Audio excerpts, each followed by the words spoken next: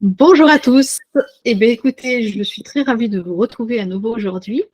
J'ai la chance, mais vraiment l'immense honneur de recevoir aujourd'hui Sabrina.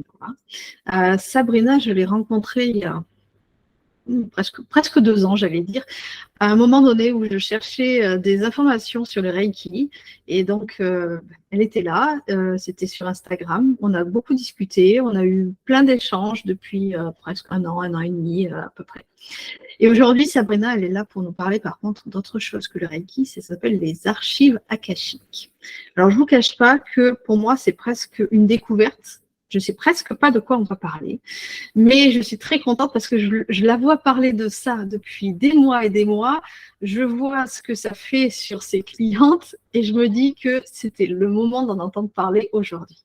Sabrina, je suis heureuse de te retrouver aujourd'hui. En plus, pendant ce jour, aujourd'hui où on enregistre ce podcast, tu es loin, mais très loin, sur une belle île près de la Grèce.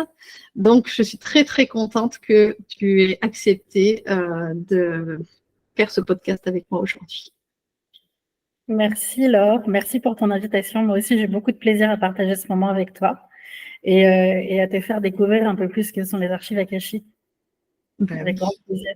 De rien. Sabrina, tout d'abord, est-ce que tu peux te présenter? Oui, bien sûr. Donc, tu m'as rencontrée via le Reiki. Donc, le Reiki, je l'ai découvert en 2016. Pour moi, ça a vraiment été une rampe de lancement, une porte d'entrée pour mon évolution spirituelle. J'ai toujours été intéressée par tout ce qui était magnétisme, médiumnité, puisque j'ai grandi dans un environnement où les deux étaient présents, mais à couvert, on n'en parlait pas, mais ils étaient présents quand même. Et donc, le Reiki est rentré dans ma vie en 2016. En 2019, je me suis mise à mon compte et c'est à ce moment-là que les archives akashiques sont rentrées à leur tour dans ma vie. Voilà, donc je suis à mon compte depuis 2019, enseignante en Reiki, archives akashiques et bientôt également facilitatrice en Kundalini Activation. Que de beaux projets. Oui. Alors, dis-moi, puisqu'on est là pour les archives akashiques, explique-nous qu'est-ce que c'est, en quoi ça consiste. Enfin, j'ai l'impression d'être un petit bébé là-dedans, je n'y comprends pas grand-chose. Donc, vas-y, explique-nous tout. Il y a beaucoup d'infos qui circulent pourtant maintenant sur les archives akashiques, beaucoup de littérature, on trouve des livres un petit peu partout qui sont très bien faits, très accessibles. Les archives akashiques ne sont pas réservées à une élite, on y a tous accès. Elles sont souvent représentées comme une grande bibliothèque, la bibliothèque de l'univers ou un disque dur d'ordinateur. L'idée, c'est que c'est l'endroit dans lequel est le livre de ton âme. Ce livre dans lequel il y a toutes les informations de ce que ton âme a vécu depuis le moment où elle a été séparée de la source. Que ce soit les actions, les émotions, les pensées, de toutes les incarnations, qu'elles soient terrestres ou pas, et de ce qui se passe entre les incarnations également. Donc, c'est un champ universel. Jung l'appelait la conscience universelle, l'inconscient collectif, pardon. On en entend parler dans la Bible, Platon en parlait, chez les Incas, c'est Alma Mundi. C'est les fascias de l'univers. Et Akasha, Akash, ça signifie éther ou substance primordiale. On a tendance à penser que c'est quelque part là-haut, mais en réalité, c'est partout autour de nous et en nous.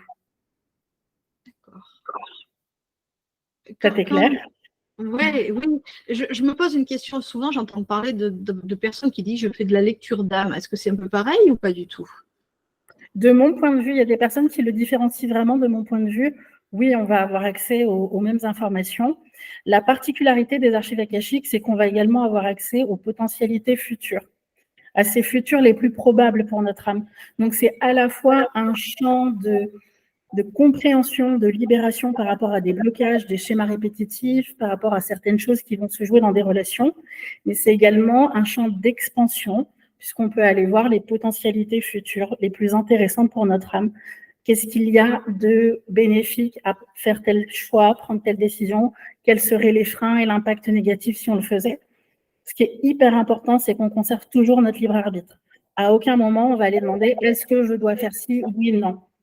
Vraiment, on conserve notre libre arbitre, mais ce qui va être intéressant, c'est de venir voir, OK, si je fais ça, qu'est-ce que ça va m'apporter de positif et quels sont les points de vigilance Si je prends cette là, quels sont les points de vigilance? En gros, s'il y a quelqu'un qui... Alors, comment on dit? Lire les archives akashiques? C'est ça? On lit les archives? Non. On peut le dire comme ça, c'est parce que c'est souvent représenté comme une bibliothèque, en fait, avec cette notion de livre. En ce qui me concerne, je ne vois pas du tout de bibliothèque, de livres ou de feuilles. Il y a plein de gens qui les voient comme ça, donc... D'accord. Ben, par exemple, je viens te voir et puis je te demande de me lire, parce que c'est ça, de me lire mes archives akashiques. Tu vas lire à la fois ce qui s'est passé avant, c'est une grosse partie, j'imagine, et un petit peu ce qui va se passer après, ce qui peut, non, ce que, enfin, c'est l'arrière aussi que j'arrive pas à bien comprendre. Vas-y, je te laisse m'expliquer.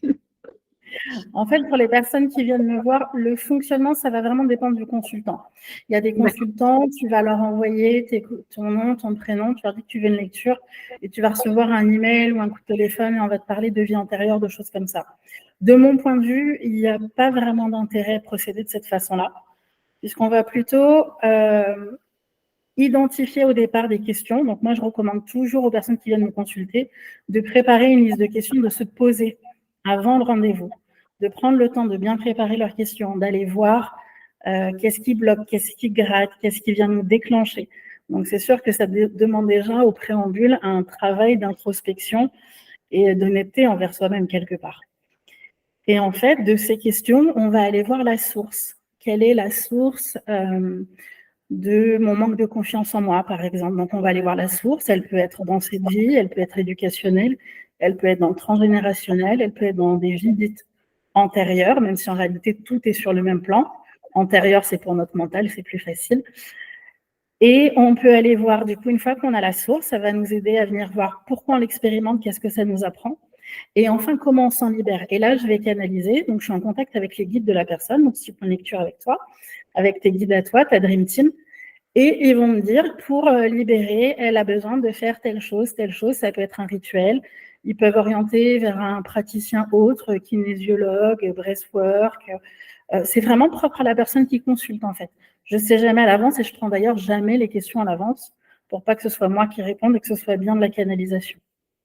D'accord. C'est-à-dire qu'on peut venir te voir, enfin en tout cas toi, une personne qui pratique les archives akashiques, par exemple, je ne comprends pas, je tombe toujours sur le même type d'homme, parce que moi, en tant que femme, c'est ça.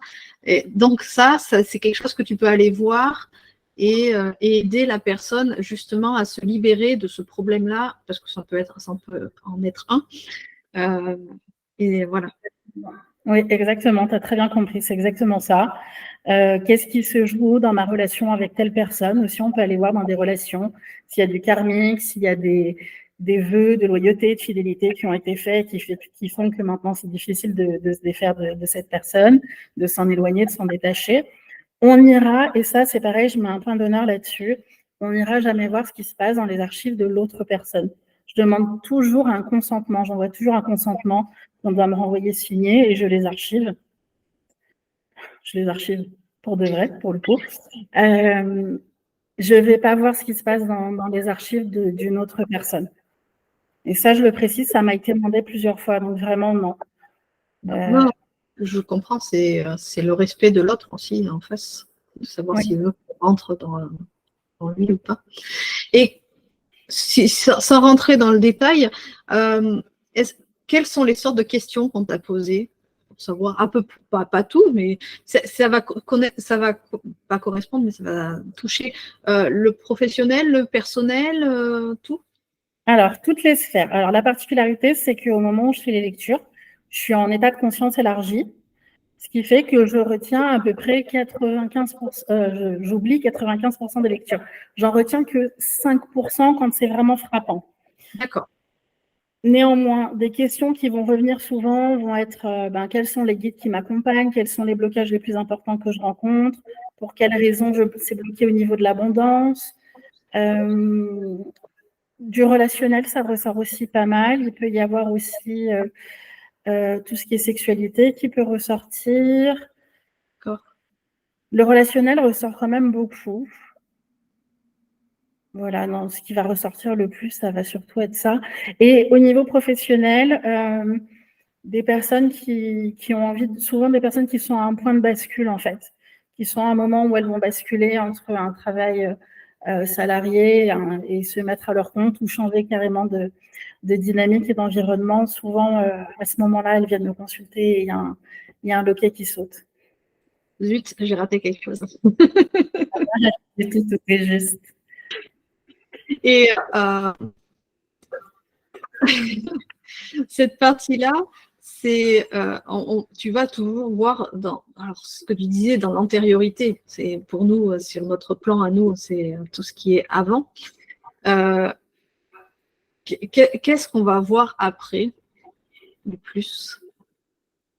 Est-ce que c'est ce qu'on a vu avant qui fait qu'on s'améliore pour l'après? J'arrive pas à voir. Pour moi, tu vois, j'ai tellement l'impression d'être là, assise. Il y a ce qu'il y a avant et un jour, il y aura ce qu'il y aura après. Et j'ai l'impression qu'avec les archives akashiques, ça permet de faire un lien entre le moi qui est au milieu, là, tu vois, et je ne sais pas comment expliquer ça. En fait, ça va vraiment dépendre des questions des personnes. Donc, les personnes où ça ne se passe pas bien au niveau pro, où il y a un shift qui arrive, généralement, l'information du shift, je la reçois et on peut aller voir quels sont les avantages à le faire, ce shift, et quels sont les freins, les inconvénients, quelles sont les peurs qui seraient liées. Après, ce qui peut être intéressant, c'est pour les personnes qui passent comme ça à leur compte. Par exemple, on peut aussi aller ouvrir les archives de l'entreprise et là, rentrer directement en communication avec l'entreprise et voir ce dont elle a envie, besoin de partenariat, d'expansion à l'étranger, tout un tas de choses. Qu'est-ce qui la freine, comment elle se sent. Donc ça, c'est assez intéressant aussi. Je pense pas qu'il y ait forcément une continuité entre les choses où on va aller chercher la source dans des événements passés ou dans du transgénérationnel et les potentialités futures. Quelqu'un qui va me dire pourquoi j'arrive pas à me libérer de ma relation avec prénom fictif Édouard. Si là on m'envoie des vies antérieures, qu'on me dit qu'il y a un lien karmique, je vais lui donner. Si elle souhaite savoir comment se libérer, on va canaliser un rituel. Et de là, elle peut très bien passer à une question pro. Ça va pas forcément switcher sur et c'est quoi la suite sentimentalement pour moi. Je comprends. Ouais, d'accord. C'est vraiment, quand on vient te voir, on te pose plusieurs questions. Ça peut être. Tu as un nombre de questions ou c'est au fur et à mesure, ou c'est un temps, ou c'est. En général, je dis une dizaine de questions sur le temps des lectures que je propose. Actuellement, sont à 1h30, ça va passer à 1h15, je réduis un petit peu. Une dizaine de questions, ça passe bien. D'accord, ouais, quand même. Et puis, excuse-moi, quand je vois qu'on est à la fin, je demande combien de questions il reste et quand on me dit 2, bon, en général, je suis sympa, je les fais quand même. Sachez, Sabrina est sympa. Du coup, là, j'avais une question et elle est partie. Mince. Oui, comment ça se passe? Ça se passe en présentiel devant toi ou est-ce que ça peut t'arriver? Là, voilà, on est en vidéo, ça marche aussi. Comment ça se passe? J'ai choisi de les faire exclusivement sur Zoom. Bien. Donc, c'est possible aussi à travers un écran, finalement. Tout à fait. C'est possible à travers un écran, c'est possible par téléphone, c'est possible par échange d'email. Il n'y a pas du tout besoin du présentiel pour cette connexion. J'ai une cliente à qui je l'ai fait en présentiel parce que ça a été clairement demandé. Et la canalisation, quand on s'est connecté, le Zoom faisait et moi, c'était pareil. Donc, j'entendais, il faut le faire en présentiel. Et il s'avère qu'elle habite la même ville que moi. Je ne l'avais pas vue sur son consentement, je ne regarde pas la ville. Donc, c'est la seule pour qui je l'ai fait en présentiel. Autrement, je l'ai fait sur Zoom. Ouais, d'accord. Donc, en gros, je vois. J'arrive plus à retrouver la question que je voulais te poser. Chaque fois, c'est chaque fois ça. J'ai toujours une question qui part. On va revenir un petit peu en arrière par rapport à ton parcours. Comment c'est arrivé comment les archives akashiques sont arrivées? Tu parlais du Reiki. Pour ceux qui ne connaissent pas, j'ai une vidéo avec d'autres personnes sur le Reiki, donc allez voir. C'est quelque chose quand même de très spirituel, bon, pas que spirituel, mais aussi très énergétique, on va dire. Voilà, je cherchais le mot. Comment c'est arrivé dans ta vie et pourquoi? C'est arrivé par le Reiki. D'accord. Je me doutais. Ça arrivait par Reiki. Je révisais un 2e degré de Reiki. J'avais commencé à en entendre parler. Et lors d'une révision de stage, il a été beaucoup question pendant les 2 jours des archives akashiques, Ernesto Ortiz. Je me suis dit, bon, quand même, je vais aller voir. Ouais. Et donc, en août 2019, je me suis formée sur le 1er niveau avec Tina Ellingrath. Et je me souviens, c'était dans le 11e, je ne sais plus si c'était 3 ou 4 jours. Et moi, je me disais juste, bah ouais, je canalise comme d'habitude, en fait, ça ne change rien de d'habitude. Donc, pour moi, ça a été un petit peu frustrant les débuts, parce que je ne voyais pas la différence entre ma médiumnité qui s'exprimait et la canalisation des archives. Aujourd'hui, je sens la différence. Mais au début, ça a été un petit peu frustrant. D'accord. Et là, tu parles d'une formation de 4 jours. C'est une formation de combien de temps, en fait? Ou est-ce que c'est une formation tout le temps? Parce que ça peut aussi être le cas. C'est une formation tout le temps. C'est une transmission théorique pendant un certain nombre de jours en fonction de la personne qui transmet. Moi, j'ai décidé de transmettre tout ce que je sais d'un point de vue théorique sur 3 jours actuellement. Il y a des chances que le 2e semestre de l'année prochaine, ça passe à 4 jours parce que le stage grandit avec moi et avec les groupes que j'accompagne et je me rends compte que 3 jours, ça commence à être short. Du coup, en 3 jours, aujourd'hui, on voit le 1er jour comment on accède à nos archives, 2e jour, les archives d'une autre personne. 3e jour, le matin, on voit les archives d'une entreprise, d'un animal, d'un lieu, d'un groupe. Et l'après-midi, on voit les séances énergétiques avec l'énergie d'Akasha et la guidance des maîtres. Voilà. Et les personnes qui viennent pour ces formations-là, c'est n'importe qui ou parce que tu vois, tu parles souvent de canaliser, tu parles de médiumnité. Des fois, moi, je ne ressens pas ça. Et je me dis, est-ce qu'une personne presque terre à terre, tu sais, peut venir et puis d'un seul coup avoir un... Wow. Oui, tout le monde. Alors, si ta question, c'est est-ce que tout le monde peut y avoir accès? Oui, tout le monde peut y avoir accès. C'est vrai que dans mon univers, j'ai plutôt tendance à attirer des personnes qui sont soit déjà dans l'énergétique, soit en chemin. Néanmoins, sur le dernier groupe, là, je pense plus particulièrement au dernier groupe où j'avais quand même, elles étaient 7, un groupe féminin, et il y avait quand même des personnes qui s'identifiaient comme scientifiques, très dans le mental, très dans l'analytique. Et moi, j'adore parce que je vois l'évolution sur 3 jours, et puis dans le groupe WhatsApp, je continue à avoir les échanges. Et puis, il y a un groupe Facebook de mentoring aussi où je continue de les accompagner, où je propose des méditations régulièrement. Donc, pour répondre à ta question, tout le monde y a accès. Une des premières questions que je pose, le 1er jour après le tour de présentation, c'est qui a déjà accédé à ces archives? Alors, tout le monde se regarde. Moi, j'ai déjà fait une lecture. Non, mais par toi-même. Qui a accédé par soi-même? Alors là, c'est un peu panique à bord et je leur dis tout le monde devrait lever la main. Parce qu'en fait, c'est le moment où on s'endort et on se réveille en se disant c'était tellement fou ce rêve, j'ai eu du mal à revenir, je ne sais plus quel jour on est. Oui. C'est là-bas qu'on était. On peut y accéder par l'hypnose, on peut y accéder en méditant, on peut y accéder avec la visualisation. Dès qu'on va passer dans ces ondes θ, ces ondes qui permettent aussi de venir libérer au niveau cellulaire, de nettoyer, etc. Mais c'est là aussi qu'on va pouvoir avoir accès à ce champ qui est partout autour de nous.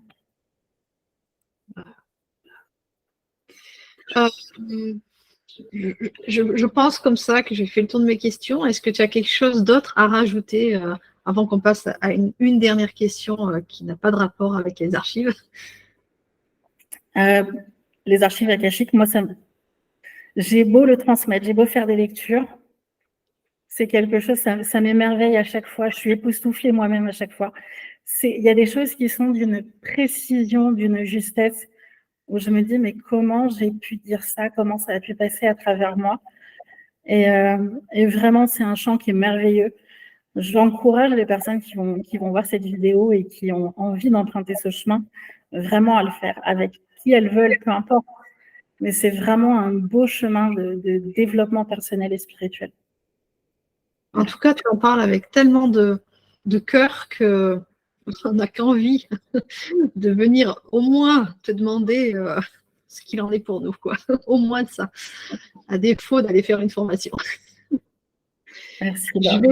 Je vais passer à ma dernière question. Donc, c'est la question type du podcast. Est-ce que tu as un outil, un aliment, un objet, n'importe quoi qui te fait du bien. Alors, pas tous les jours spécialement, mais quelque chose qui te fait du bien et que tu voudrais partager. Il y a une action que j'aime particulièrement. C'est le hug. Le fait de prendre les gens dans mes bras. Et puis de le faire en prenant le temps de le faire. De le faire suffisamment longtemps. Au bout de 15 secondes, les cœurs vont se synchroniser. Ils vont battre à l'unisson. Le système immunitaire va se relancer au bout de 20 secondes. Et au-delà de ça, tout l'amour qu'on reçoit et qu'on donne, c'est juste magique. C'est vraiment, je trouve, un moment où la loi du donner et du recevoir est en action quand on fait les hugs. Et c'est vraiment ce que ça m'a apporté, ce chemin aussi de développement personnel et spirituel. C'est toutes les belles rencontres et tous ces gens que j'ai grand plaisir à serrer dans mes bras. C'est très beau ce que tu viens de dire. Oh, mais tu me l'as caché tout à l'heure. Tu m'as dit oui, j'ai une idée. Et je suis très contente que tu aies sorti ça parce que, mais c'est tellement vrai. C'est tellement vrai. Moi, c'est quelque chose que je fais avec mes enfants tous les matins. Tu sais, juste de les prendre 15 secondes, 20 secondes. Mais tu as raison de le faire avec d'autres personnes. Mais c'est formidable. C'est formidable. Ah, merci beaucoup. Sabrina, où c'est qu'on te retrouve? Quelles sont tes actualités? Raconte tout. Alors, on me retrouve actuellement essentiellement sur Instagram, sur la page littlemoon.reiki. Alors, je mettrai tout ça dessous. Donc, ceux qui n'ont pas retenu, ne vous inquiétez pas. Et du coup, essentiellement là par DM. C'est le plus simple pour moi aujourd'hui. Mon site n'est pas encore en ligne. Il y a des choses qui sont en train de bouger. Donc plutôt passer par Instagram aujourd'hui. Et puis, je te donnerai les liens une fois que tout ça sera en ligne si tu veux les mettre. On remettra à jour à ce moment-là, sans problème. Il n'y a pas de souci. En actualité, toujours des formations, j'ai vu aux archives. En Reiki aussi, j'ai vu un petit peu. En actualité, des formations aux archives, en Reiki, un peu partout en France, à la demande, ultra personnalisée. En Belgique aussi, probablement, ça va se faire. Sur Caen, ça devrait se faire. Montpellier. La Kundalini Activation qui arrive en décembre, je me forme. Donc, je vais proposer des séances dans un premier temps en région parisienne. Et puis, dans un second temps, je vais voir comment expanser ça également. Donc, et l'intégrer au reste de mes accompagnements. Voilà, mon actualité. Un petit programme qui va sortir pour janvier, là, qui va sortir dans quelques semaines sur la manifestation, puisque j'ai la chance de manifester assez facilement et rapidement. Donc, c'est du bonheur. Peut-être qu'on en reparlera un jour sur un autre podcast, ça sera peut-être pas mal. Avec plaisir. Eh bien, écoute, Sabrina, je te remercie de ce temps que tu as passé. Alors, il faut savoir que tu as 1 heure de décalage avec moi, que déjà, moi, il est tard la soirée, donc toi, il est très tard chez toi. Merci encore.